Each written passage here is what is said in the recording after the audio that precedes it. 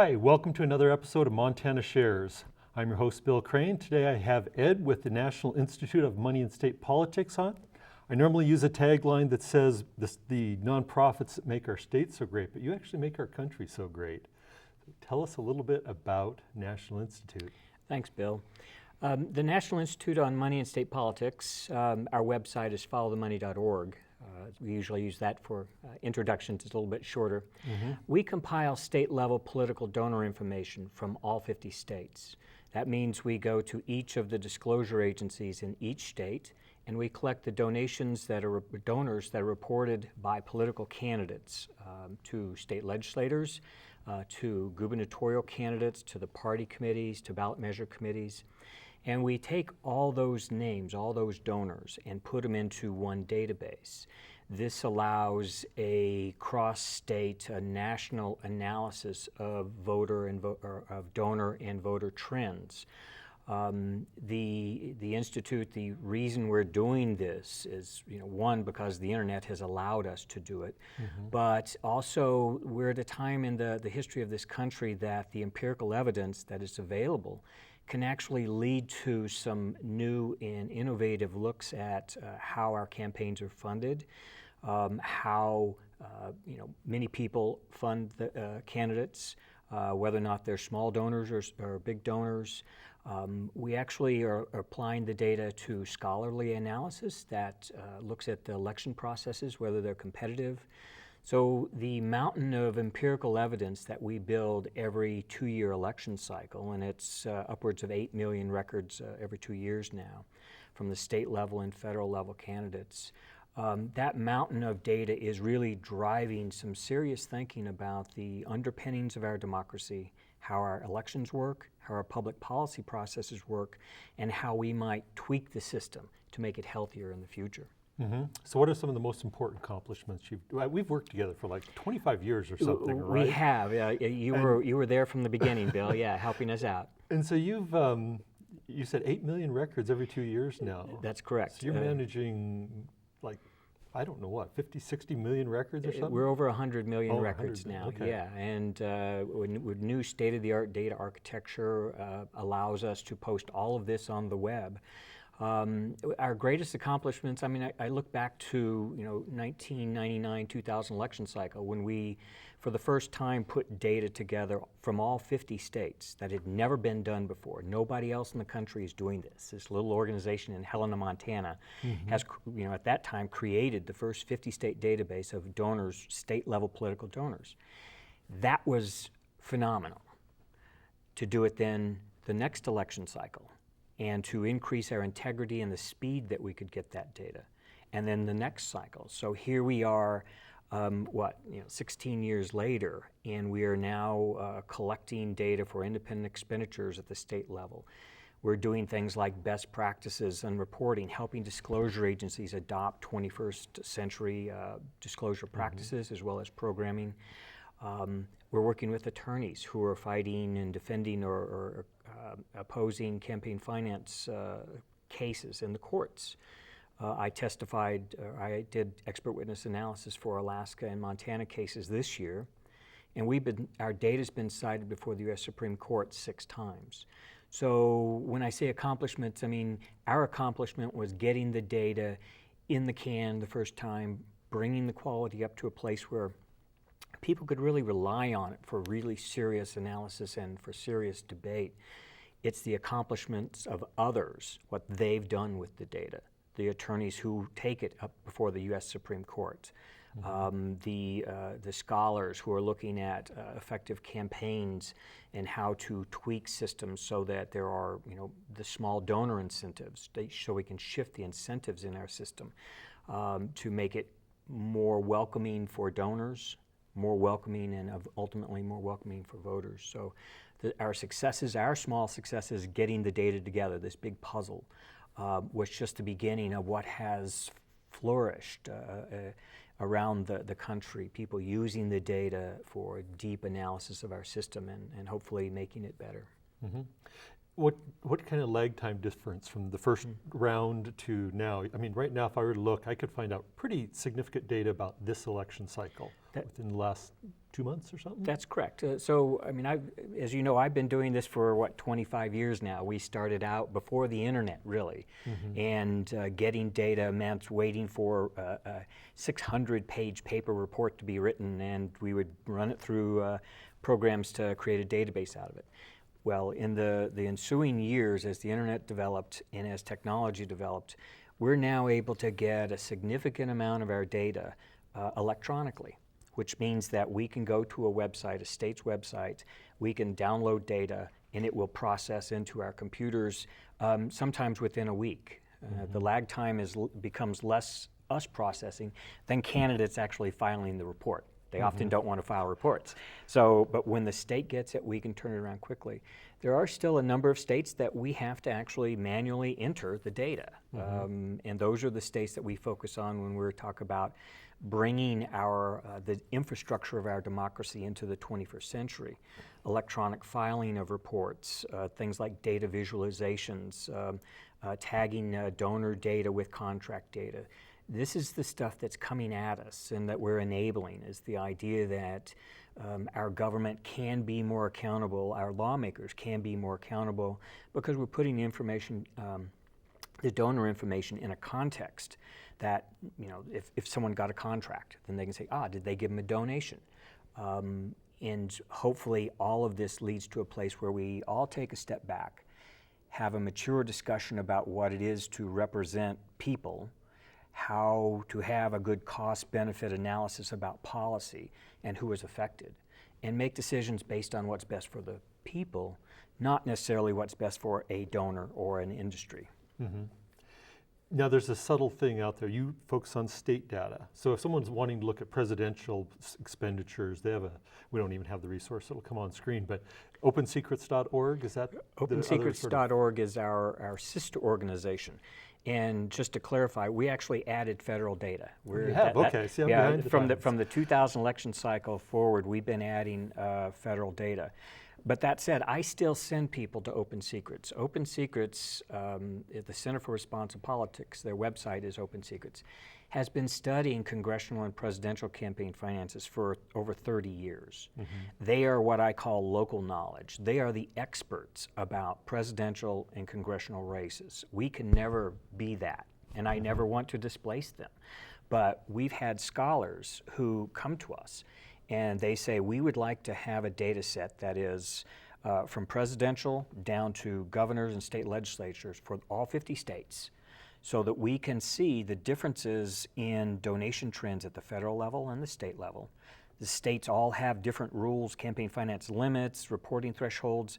So we are providing, say, the laboratory of our democracy. We're providing some of the raw materials that these scholars can use and judge how the changes that states are making, how they might affect federal politics and donating, and conversely, how things that are going on at the federal level might be implemented at the state level.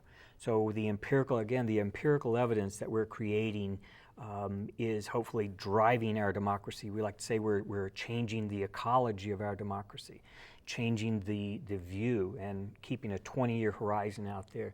The idea is that when that next generation comes in of lawmakers and the next generation after that, they're more tech savvy, they're more data savvy, they understand that there are extreme efficiencies to be had to make government better, more efficient, to be more responsive to the needs of people, and we're hoping our data is driving that. Okay. Now, you're a nonpartisan group. We are a 501c3 nonpartisan nonprofit, that's correct.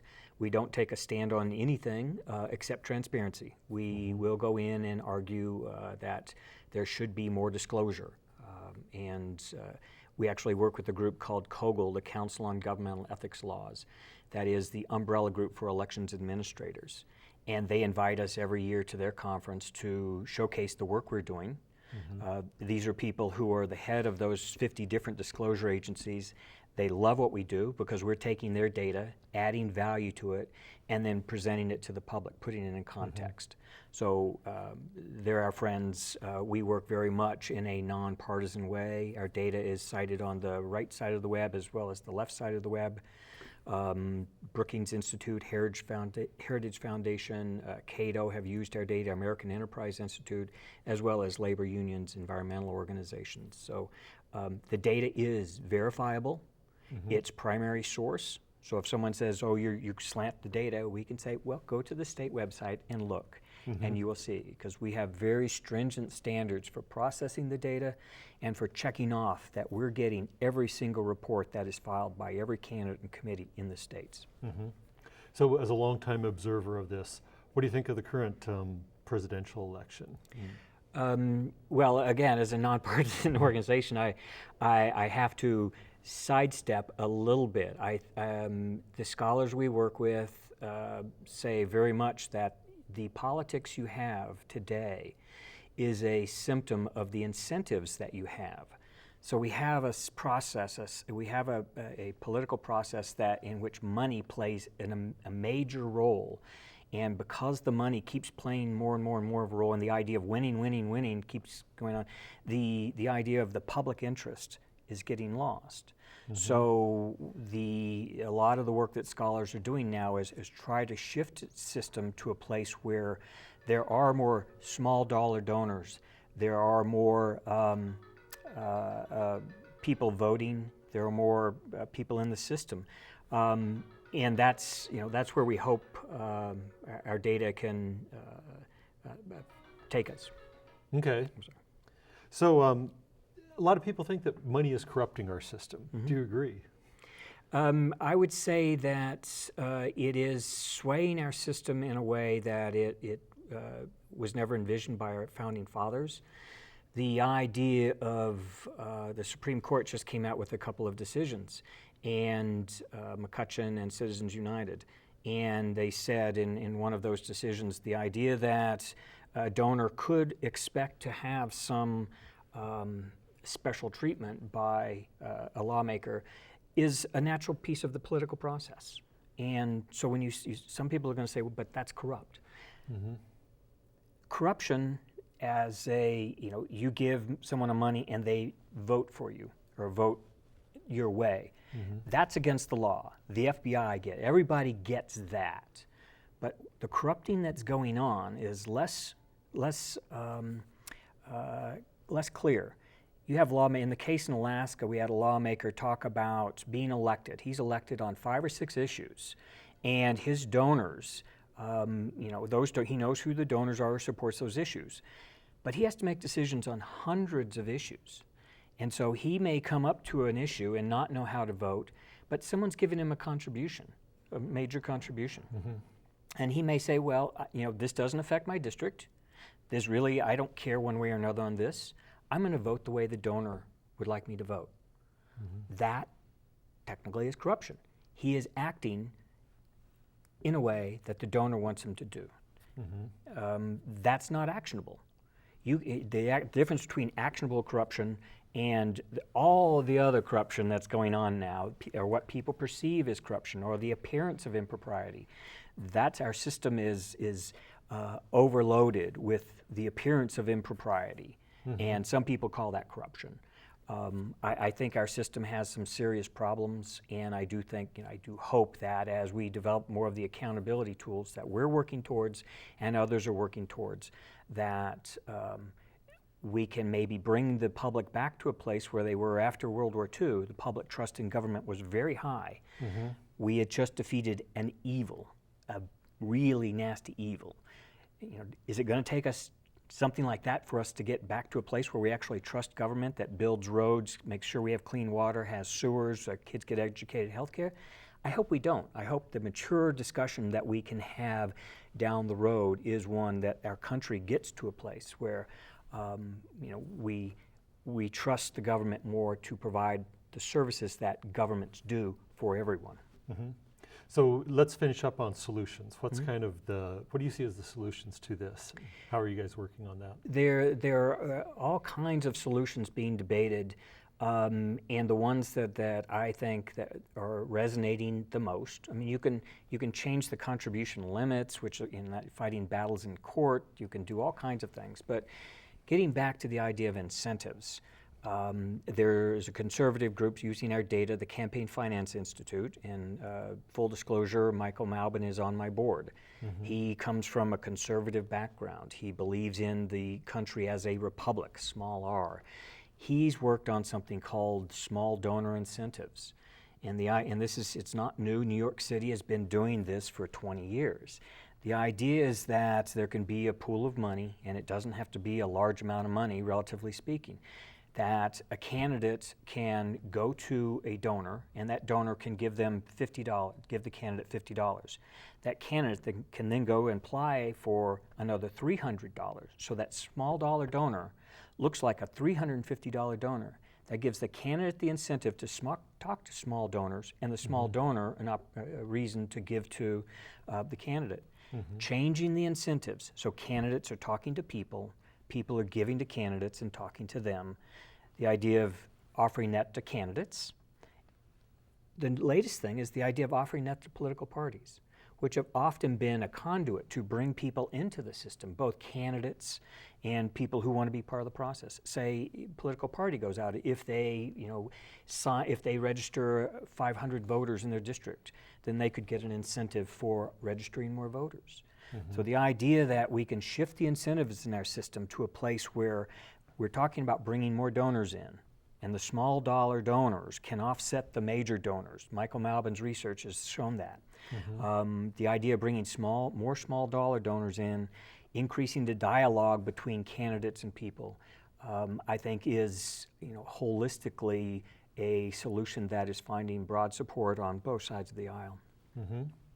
Any other solutions come to mind here? Oh, I always have to talk about the Australia solution, things like mandatory voting. If you had, Australia has mandatory voting. If you don't vote, it's basically a parking ticket. But the idea that right now our parties are marketing themselves to one side or the other, the extremes, they're pretty much ignoring this 70% in the middle. Well, and if they had to actually market themselves to the entire electorate, their messaging would change. I mean, if they have to talk to the mom who has 3 kids and still has to, get them to school and then get to work and have a job and go grocery shopping, that message is going to be very different than the far extreme on, one social issue or another social issue. So that's the Australia solution, mandatory voting. There's actually quite a bit of discussion about that sort of thing. The New Hampshire solution is the other one, that you create districts that are so small that everybody knows everybody. In some ways, Montana is like that. I mean, we're 800,000 people. We really are a pretty small city, relatively speaking. And you and I have been around the state long enough. We know people in all corners of the state. And so it's that kind of personal relationship that New Hampshire, because it has 450 different districts, when candidates debate, they go to the town hall. And everybody shows up, and all 50 of them.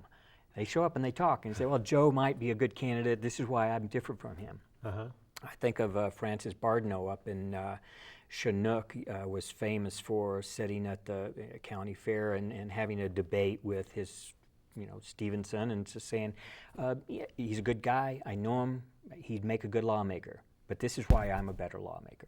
It's that kind of relationships that we've lost. Maybe it's technology, maybe it's television, but getting back to a place like that. And I think both small donors, getting more voters in, changing the culture of our democracy are essential to hopefully a healthier democracy in the future. Great. Changing the culture of our democracy, I think, is a great phrase to end on. With politics, we can probably talk forever, but we do need to wrap up. So We could. Thank you so much for coming on today. Thank you guys for tuning in and listening to us. Thanks for having me.